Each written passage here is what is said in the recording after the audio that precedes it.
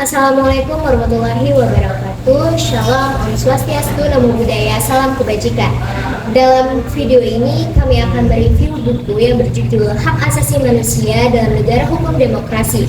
Buku ini menyoroti pentingnya perlindungan hak asasi manusia dalam sistem hukum demokrasi. Buku ini juga memahami hak asasi manusia sebagai hak kodrati yang secara melekat dalam diri manusia sebagai subjek hukum dan harus dilindungi demi mewujudkan nilai-nilai kemanusiaan.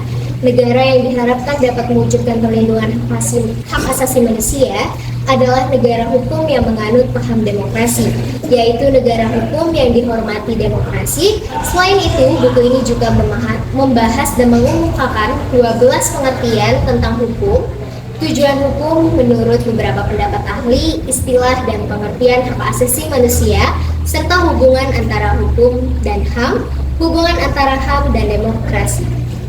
Saya akan menjelaskan bab 2 dari buku ini yang berjudul tentang hubungan antara HAM dan demokrasi, di mana demokrasi menghendaki kekuasaan pemerintah oleh dan untuk rakyat dengan model pilihan rakyat sendiri. Hal ini hanya akan terjelma bila mana HAM dari manusia sebagai warga-warga dari suatu negara benar-benar memberikan dan menghargai. Demokrasi dapat tumbuh subur bila mana HAM dihormati, sebaliknya HAM akan dihormati bila mana demokrasi dipraktekkan. Di sini saya akan melanjutkan penjelasan dari rekan saya sebelumnya terkait dengan bab 3 dengan subtema bab negara hukum dan prinsip-prinsipnya. Poin yang pertama, istilah negara hukum. Dari segi terminologi dikemukakan beberapa penamaan atau sebutan tentang negara hukum. Misalnya di Indonesia disebut dengan istilah negara hukum proklamasi, negara hukum Pancasila, dan negara hukum Indonesia. Poin yang kedua adalah poin B, pengertian negara hukum. Perspektif historis embrio tentang gagasan negara hukum telah dikemukakan oleh Plato ketika ia mengintroduksi konsep nomoi sebagai karya tulis ketiga yang dibuat di usia tuanya. Sementara itu, dalam dua tulisan pertama, Politeia dan Politikos, belum muncul istilah negara hukum. Dalam nomoi, Plato mengemukakan bahwa penyelenggaraan negara yang baik ialah yang didasarkan pada pengaturan hukum yang baik. Poin ketiga C, konsep negara hukum. Prof. Bagirmanan mengatakan bahwa konsep negara hukum sangat terkait dengan sistem hukum yang dianut oleh negara yang bersangkutan. Dalam literatur lama, pada dasarnya, sistem hukum di dunia ini dapat dibedakan di dalam dua kelompok besar, yaitu sistem hukum Eropa kontinental dan sistem hukum Anglo-Saxon. Saya akan melanjutkan penjelasan dari teman saya yang sebelumnya, yaitu saya akan menjelaskan bab 6, pengelompokan hak asasi manusia. HAM dapat dikelompokkan dalam 4 kelompok sebagai berikut. Yang pertama ada civil rights, yang kedua ada political rights. Political rights di dalamnya meliputi yang pertama, hak kebebasan untuk mengeluarkan pendapat dan pikiran. Yang kedua, hak untuk berserikat dan berkumpul. Yang ketiga ada take part in government, hak turut serta ambil bagian dalam pemerintahan.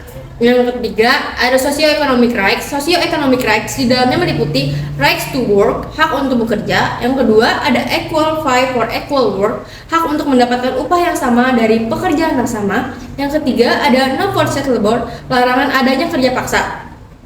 Lalu yang keempat ada cultural rights. Cultural rights di dalamnya meliputi take part in cultural life, hak berperan serta dalam kehidupan budaya. Yang kedua ada to benefit from scientific progress, hak memperoleh manfaat dari perkembangan kemajuan ilmu pengetahuan. Yang ketiga ada protection of authorship and copyright, pelindungan terhadap hak cipta. Rumusan HAM dapat mencakup 4 kelompok materi sebagai berikut. Yang pertama ada kelompok hak-hak sipil, yang kedua ada kelompok hak-hak politik, yang ketiga ada kelompok hak-hak khusus dan hak pembangunan, yang keempat ada kelompok tanggung jawab negara dan kewajiban asasi manusia. Akan melanjutkan tentang prinsip-prinsip demokrasi. Yang pertama ada perwakilan politik, yang kedua pertanggungjawaban politik, yang ketiga pemencaran kewarganegaraan, yang keempat pengawasan dan kontrol penyelenggaraan pemerintah harus dikontrol, yang kelima kejujuran dan keterbukaan pemerintah untuk umum, dan yang terakhir ada rakyat diberi kemungkinan untuk pemerintahan untuk umum. Di sini saya akan melanjutkan penjelasan dari teman saya, yaitu bab 7 tentang hak asasi manusia di Indonesia. Pengaturan tentang HAM di Indonesia telah mendapatkan tempat dalam konstitusi yakni pada bab 10A Undang-Undang Dasar NKRI tahun 1945 mulai dari pasal 28A sampai dengan pasal 28J. Kemudian Pengadilan Hak Asasi Manusia di Indonesia. Konsideran sebagian menimbang butir AD Undang-Undang Nomor 26 Tahun 2000 tentang Pengadilan Hak Asasi Manusia telah mengisyaratkan A. Bahwa HAM merupakan hak asasi yang kodrati melekat pada diri manusia, bersifat universal dan langgeng. Oleh karena itu harus dilindungi, dihormati, dipertahankan, dan tidak boleh diabaikan, dikurangi, atau dirampas oleh siapapun.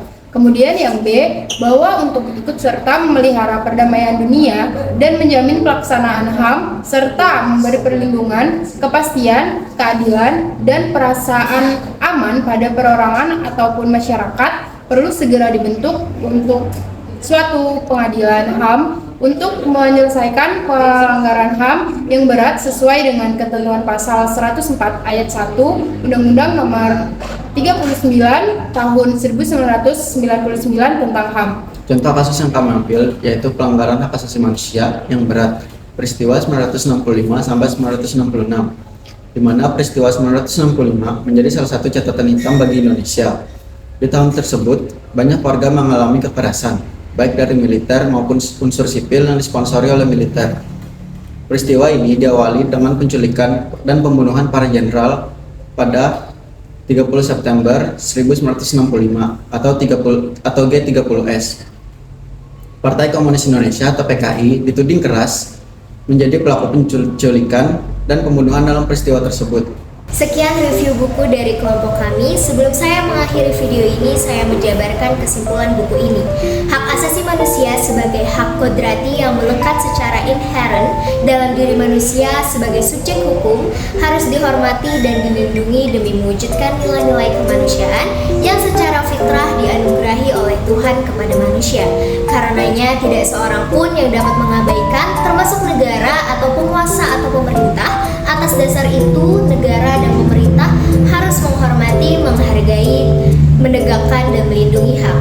Secara konseptual, negara yang diharapkan dapat mewujudkan itu semua hanyalah negara hukum yang menganut paham demokrasi, yaitu negara hukum demokrasi. Buku ini sangat bermanfaat menjadi bahan bacaan bagi para aktivis, mahasiswa fakultas hukum, dan para praktisi hukum yang ada di tanah air kita. Dengan membaca buku ini bisa menambah wawasan keilmuan mengenai hak asasi manusia. Sekian, terima kasih dari kelompok kami. Dah.